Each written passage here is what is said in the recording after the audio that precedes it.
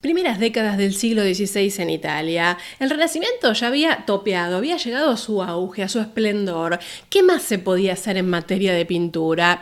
Bueno, los invito a que nos traslademos hoy a este momento bisagra y a través de la obra de Rafael hagamos ese nexo con el manierismo.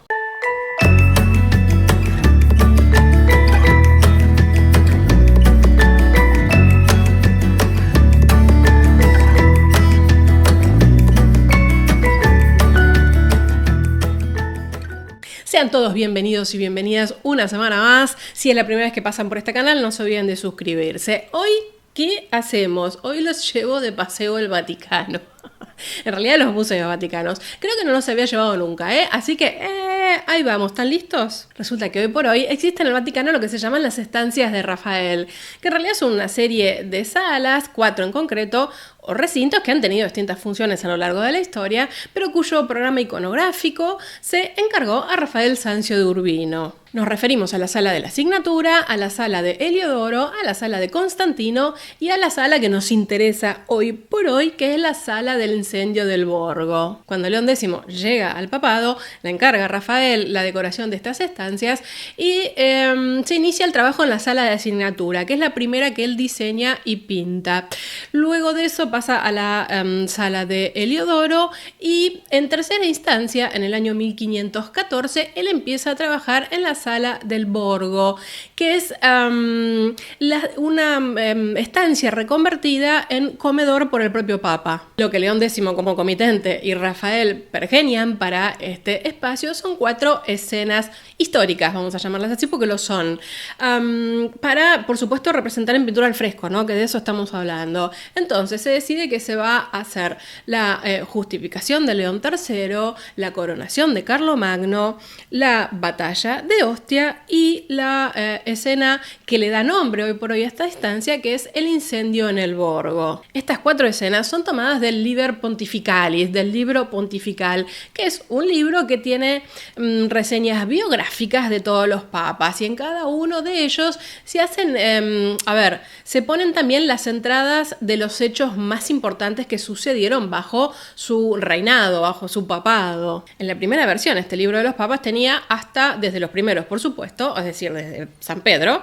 hasta Esteban V. Luego de eso, cada tanto, distintos escritores del Vaticano fueron continuando los datos más importantes. ¿Por qué aclaro todo esto? Bueno, porque toda la primera etapa del Liber Pontificalis es de dudosa veracidad histórica. Hay datos históricos concretos y reales, pero también hay mucha inventiva, porque se escribía muchos años después. Piensen que la primera versión es del 500 y monedas. Como fuere, ya a partir de Honorio I se empieza a hacer la entrada en este libro pontifical contemporánea, es decir, en el momento del reinado del propio Papa. Pero vamos en concreto a nuestro incendio en el Borgo.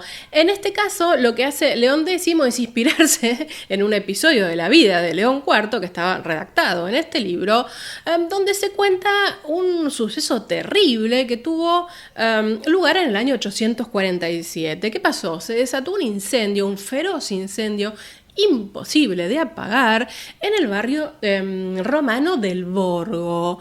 ¿Cómo se solucionó esta situación tan dramática para la población de este lugar? Bueno, cuando el Papa sale y bendice con la señal de la cruz, entonces el fuego desaparece. Entonces Rafael decide ponernos en escena lo que está sucediendo en el momento en el que ocurre el milagro. Y hace gala, como por supuesto se podía esperar de Rafael, de una capacidad compositiva enorme. Nos encontramos en esta escena 3 planos distintos. En el primer plano lo que tenemos son los habitantes del Borgo, los que están desesperados sufriendo por este incendio que vemos a la izquierda. Nos encontramos con situaciones angustiantes de desesperación.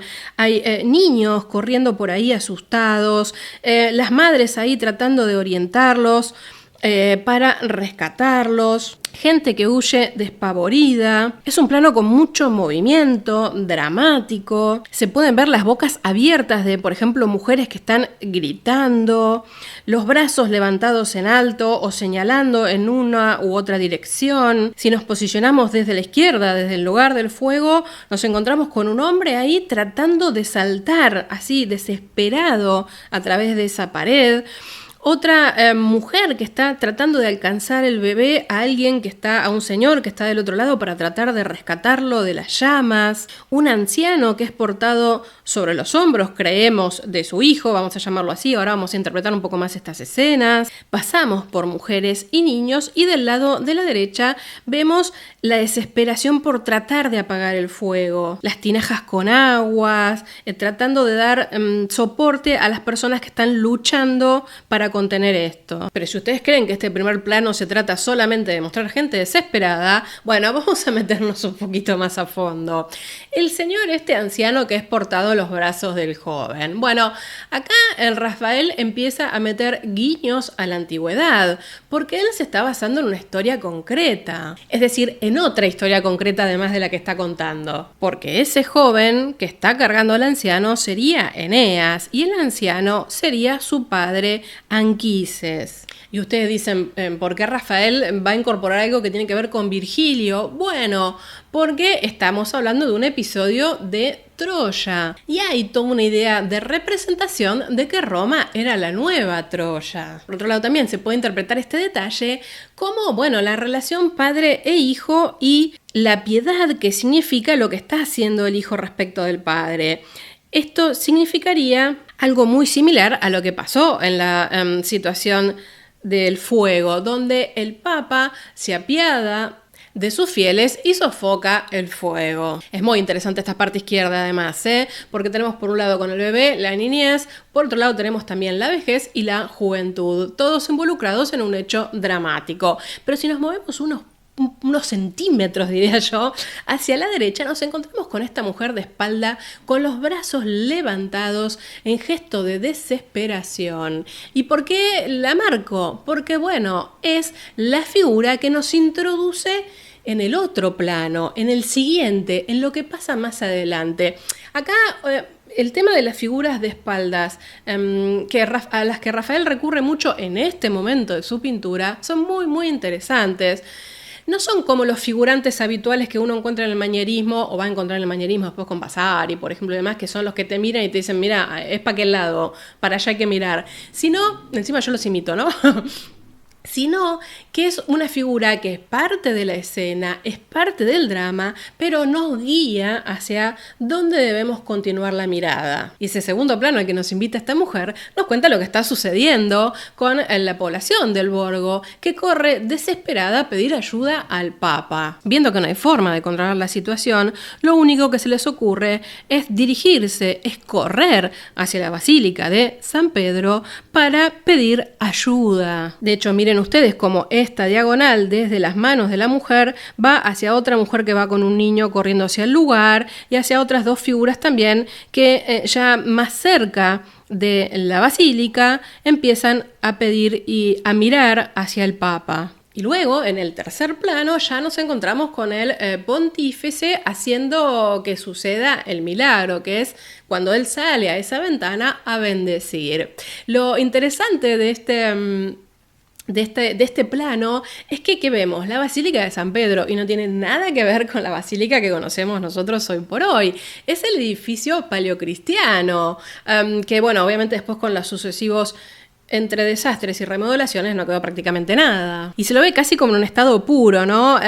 Tiene, por supuesto, reminiscencias clásicas. Y ahora que dije reminiscencias clásicas, tenemos que hablar de algo muy, muy importante en esta obra. Hablemos de las arquitecturas. Así como tenemos este edificio paleocristiano antiguo reflejado en la catedral, la basílica, contrasta muchísimo con el resto de las arquitecturas que vemos que son del siglo XVI. Y acá Rafael se hace un festín, ¿no? Tenemos todo tipo de columnas divinamente presentadas y en un orden bien adecuado, ¿no? Dóricas, jónicas, corintias. Y es que Rafael, ya a partir de 1511, podríamos decir, empieza a recibir los primeros encargos de arquitectura. Y de hecho estaba estudiando en este momento a Vitruvio. Digo, en este sentido, Rafael seguía toda la lógica del hombre del Renacimiento, ¿no? Cual Leonardo, que hacía, o Miguel Ángel, ¿no? Que hacían de todo, y todo lo hacían muy bien, nada más. Pero sigamos con algunos datos más de las arquitecturas. Nos encontramos también con un edificio que está muy anclado en el templo de Saturno, algo completamente clásico. Y acá, además de Vitruvio, que recién lo mencioné porque lo estaba estudiando Rafael, tenemos que traer a Bramante. Es el momento de Bramante este. Por supuesto, este tipo de arquitecturas tan clásicas de alguna manera apoyan o refuerzan el mensaje de la tragedia. Pero pensemos en la organización de esta escena. Es casi de escenografía teatral. Las perspectivas nos ayudan a construir un escenario que además se equilibra horizontalmente muy bien con los distintos pavimentos y los escalones que nos van pasando de un plano a otro. Por otro lado, si nos posamos sobre los colores, bueno, nos encontramos con muchos colores ocres, terracotas, amarillos, algunos esbozos también de naranjas, verdes, pero sin duda lo que predominan son los colores más bien tierra. Aún así no podríamos dudar de que lo más importante en esta obra es el dibujo. Siempre recuerdan que vamos viendo relación color-dibujo y creo que todavía podemos decir que el dibujo predomina. La luz es muy clara, cubre todo el espacio, vean que no es que está enfocado desde algún lugar en particular. Y ahora, hasta aquí podríamos decir, bueno, Aldana, nos estás hablando prácticamente de Renacimiento, ¿no? La delicadeza de la composición de Rafael, la línea, la construcción casi matemática del espacio para que quede todo bien reflejado y bien claro. ¿Dónde está el manierismo acá? Les tiro algunas palabras nada más. Movimiento, cuerpos, arquitectura, escenografía. Está bien, pero eso no alcanza para que te pongamos un 10 en el examen. Bueno, vamos a verlo en detalle. Veamos estos cuerpos. Por ejemplo, de este anciano y de este joven que sería supuestamente Eneas. ¿Cuántos músculos tienen? El joven ese que se está tirando de la pared, ¿cuántos metros mide? O sea, es enorme la composición de ese cuerpo. Quiero decir, hay un cuerpo claramente interpretado, no necesariamente naturalista, o naturalista en el sentido de reflejar un cuerpo humano, pero con una perspectiva, con una mirada mucho más libre que no sea anclarse al natural. Natural en términos de mímesis, quiero decir, no reflejar un cuerpo concreto, sino un cuerpo interpretado que, bueno, que para darle mayor dramatismo tenemos que enfocar algunas partes. Es un tipo de esbeltez que claramente se aleja de cierta armonía compositiva o cierto estándar clásico. Quizás para reforzar la agonía de estos personajes, miren lo que son las posturas, las formas retorcidas, forzadas. Digo, no estamos viendo esas Madonas de Rafael tan equilibradamente representadas. Estamos en un momento dramático y estamos en un momento en el que Rafael insinúa aspectos del manierismo. No es tan raro además entender esta obra como algo reforzadamente retórico. Sin embargo, no quiero dejar de rescatar la delicada belleza de Rafael, por ejemplo, en la representación de estas mujeres o de esta mujer que está tratando de alcanzar una tinaja con agua. Y al mencionar retórico, y los que me han escuchado hablar de barroco más de una vez, no podemos no pensarlo como una anticipación también de algunos aspectos que se van a reforzar durante el barroco, ¿no? Esta idea de la centralidad en la mirada, en donde la mujer esta que está de espalda nos conduce hacia la bendición del Papa en esa diagonal bien clara, bien demarcada, más todo el movimiento que tenemos. Bueno, esta idea de la construcción de un escenario arquitectónico muy usado, muy retomado en el barroco, por supuesto. Que a ver, como todos saben que nadie baja la cortina y cambian los periodos en la historia del arte, sino que son cosas que se van gestando con el tiempo. Este momento de Rafael y este momento del contexto histórico hace un gran estudio y se retoma muchísimo, bueno, la idea de la arquitectura como escenario. Yo creo que por eso me gusta tanto esta obra, ¿saben? Porque tenemos todo, tenemos esa perfección medible, súper adecuada de la composición de Rafael en términos renacentistas, y empezamos a vislumbrar esos deslices, esas libertades, esa falta de estructura en el movimiento y en los cuerpos, por supuesto. Y ahora viene una pregunta importante: ¿Rafael o taller? Todos sabemos que en la corta vida de Rafael la cantidad de encargos que recibió fue enorme, con lo cual él se apoyaba muchísimo, por supuesto, en un taller, con discípulos de enorme calidad. Piensen en Giulio Romano. Bueno, si elegí Incendio en el Borgo es justamente porque es la pared, es el fresco del que no se tiene duda que hubo buena cantidad de mano de Rafael. Es decir, más allá de preparar los cartones del diseño para poder pasarlo al muro, hay mano de pintura, hay mano de dibujo de Rafael. Igual, por supuesto, también se apoyó en algunos discípulos y están más o menos, o alumnos, y está más o menos clasificado qué parte cita es de taller y qué parte no. De las otras 3 escenas, sí se tiene en claro que Rafael fue el que diseñó todo, fue el que compuso todo y fue el que siguió de cerca lo que iba haciendo su taller, pero prácticamente se cree que no hay mano de él ahí. Hay, sobre todo en esta sala, pero también se puede percibir en las otras, un corrimiento de Rafael más hacia la tarea de supervisión de la obra que hacia el artista hacedor, ¿no? El artista artesano. Por eso yo creo que igual, ahora vamos a mirar el resto de las paredes, aunque sea un poquito por arriba. Bueno, yo creo que se puede notar que en el Incendio en el Borgo estuvo Rafael. Así que vamos rápidamente a otro de los muros con la batalla de Ostia. Por supuesto, esta historia también sale del Liber Pontificalis. En este caso se está hablando de la victoria en el año 849, fíjense la cercanía histórica con el incendio en el Borgo, sobre los piratas sarracenos que habían desembarcado en la desembocadura del Tíber. Acá nos encontramos con el Papa Medici, que por cierto está muy cerquita de él ahí, Giulio de Medici, que iba a ser el futuro Papa Clemente VII, que, bueno, asiste a esta feliz victoria de las armas cristianas y en donde también se capturan prisioneros. Si sorteamos estos primeros personajes, miramos hacia el fondo una perspectiva bastante clara y vemos que todavía la batalla naval está sucediendo. Hay escaramuzas ahí atrás. Se cree de esta obra puntual que tanto los dibujos preparatorios como la pintura es de Giulio Romano.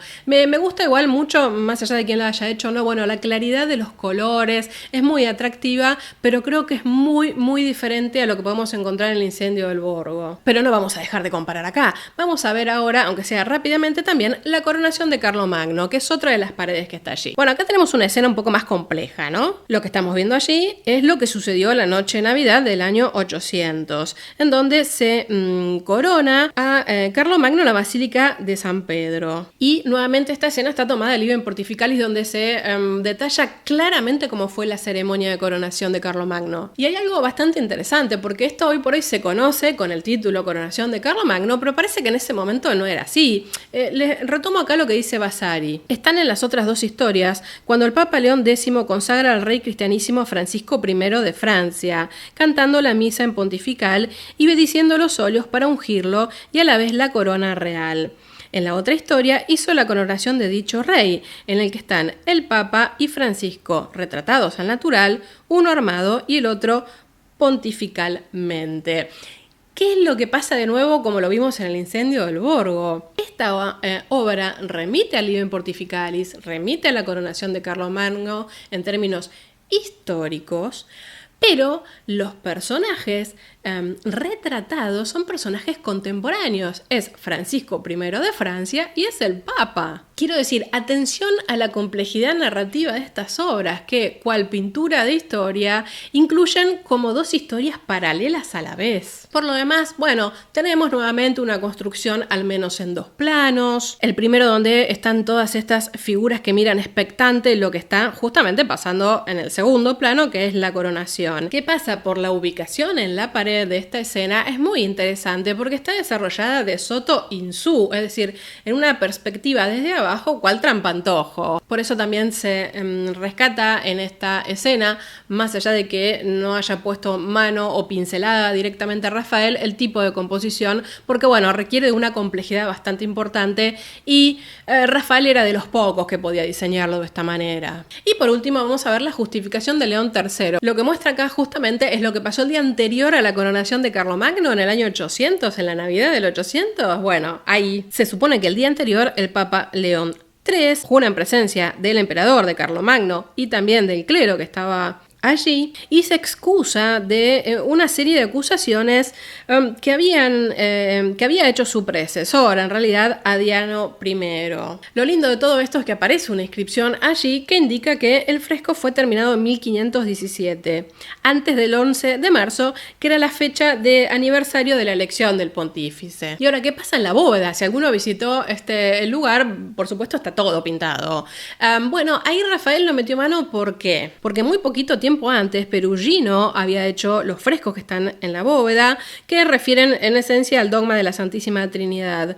Y realmente Rafael no quiso tocarlos, se cree que por respeto y también por aprecio al Perugino. De hecho, bueno, eso es lo que afirma Vasari, ¿no? Que de alguna manera fue por respeto a un antiguo maestro. Y ahora, para resumir un poco algunas ideas, cuando uno arranca pensando en un Rafael que hace esta obra en la estancia de la Signoría, incluso cuando piensa en un Rafael de alguna de las paredes que acabamos de ver, bueno, nota un cambio. Ahora, si uno quiere un cambio bastante dramático de un lado a otro, tiene que pensar concretamente en el fresco del incendio del Borgo. Y me parece que quedó bastante claro en lo que estuvimos viendo. Algunos dicen también, no quiero olvidarme, que en la sala de Heliodoro, que no la vimos hoy porque no tenemos tiempo de ver todas las salas, pero se las prometo para algún momento, si es que les gusta, me lo hacen saber en los comentarios.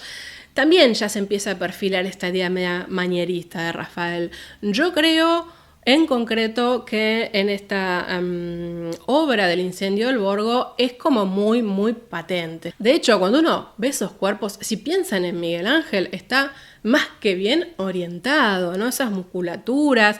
Es muy contrastante con ese Rafael tan delicado que encontramos en las obras previas. Tampoco podemos negar la importancia de esta enorme complejidad interpretativa que también tiene el manierismo, que en este caso no es solo obra de Rafael, que fue de alguna manera un ejecutor, el mejor ejecutor que podría haber encontrado León X, es muy probable, sino que también, bueno, el comitente ahí, León X, en la elección de las temáticas y a su vez en los guiños a la contemporaneidad, ¿por qué hizo todo esto León X? Bueno, un poco para entroncarse en la historia y para decir que él también venía a redimir a Roma, que él también tenía contacto y apoyaba, depende a quién le convenía, a determinados monarcas o emperadores. Es decir, este es un movimiento de lectura de ida y vuelta, no es para nada transparente el mensaje. La simbología manierista ahí empieza a ponerse a flor de piel. Les dejo una pregunta, a ver si me acompañan con los comentarios. ¿Le pareció realmente muy contrastante respecto de lo que conocían de Rafael? Hasta aquí esta estancia de Rafael, por lo menos vimos una completa, porque bueno, son bastante complejas también las historias, ¿no? Focalizamos en la que me parecía que nos daba la pauta de ese pasaje. Espero que la hayan disfrutado tanto como yo cada una de estos frescos, estos enormes frescos. Nos vemos la próxima semana. Adiós.